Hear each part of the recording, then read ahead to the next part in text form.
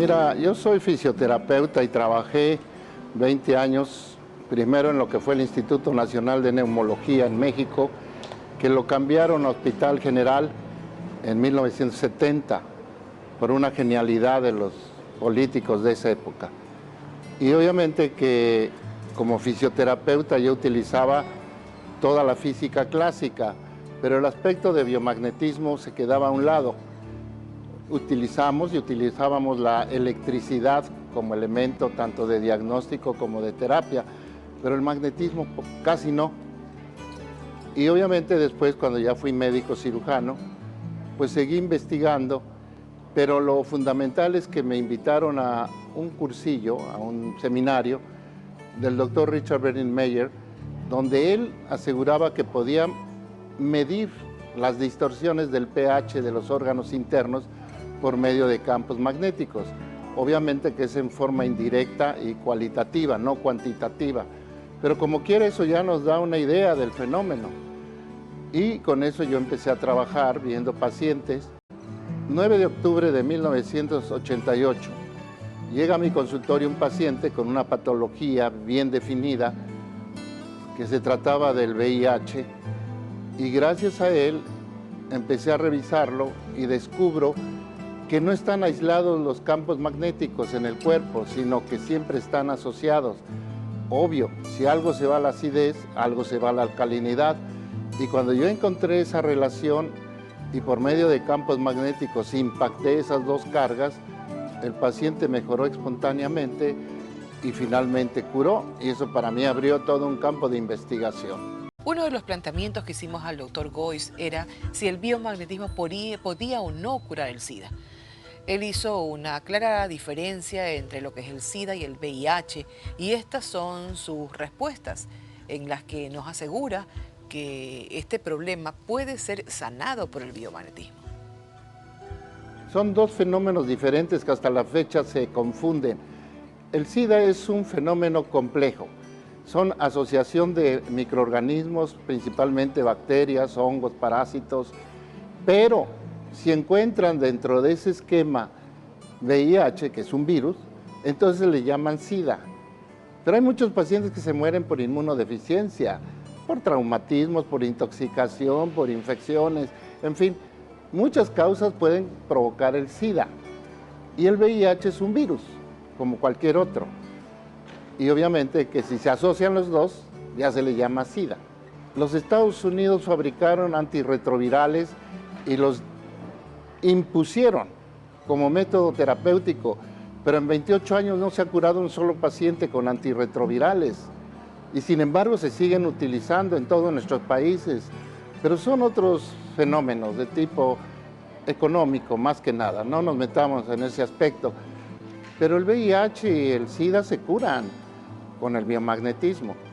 Ahora resulta que en el año 2008 le dan premio Nobel al doctor Luc Montagnier de Francia, que supuestamente es el descubridor del VIH, y rechaza el premio Nobel diciendo que no encontraron el tal virus. No lo encontraron como ellos lo propusieron. Ellos dijeron que eran retrovirus, y que esos retrovirus dentro del cuerpo humano y específicamente dentro de las células se convertían en virus de ADN, patógenos, y luego volvían a expulsarse de las células como virus, otra vez retrovirales. Y por eso impusieron los medicamentos que se llaman antirretrovirales. Pero con eso no se ha curado un solo paciente. Y nosotros, pues, sin hacer ningún estruendo, empezamos a curar pacientes.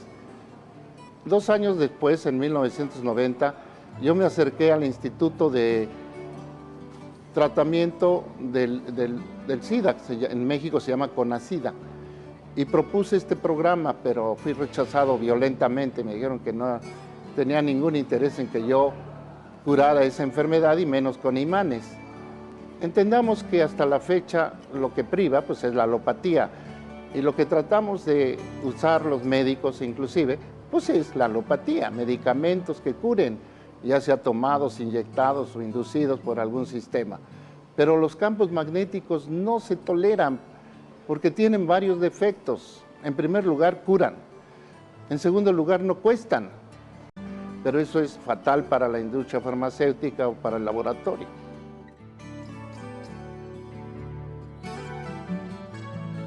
Ante esta revelación, preguntamos al doctor Goiz si él había tenido algunas experiencias de amenazas para desistir en esta investigación sobre el biomagnetismo.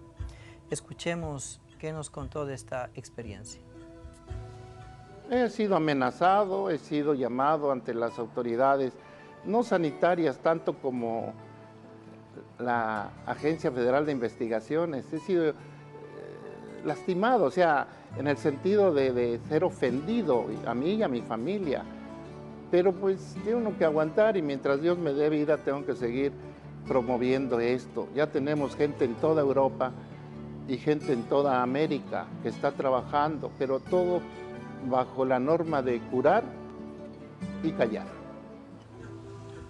También nos explicó claramente el par biomagnético sobre cómo este descubrimiento dio pauta al biomagnetismo, su significado, además cómo actúan las diferentes dolencias y cuál es su efecto una vez que se pone en práctica el método enseñado y difundido por el Dr. Goiz.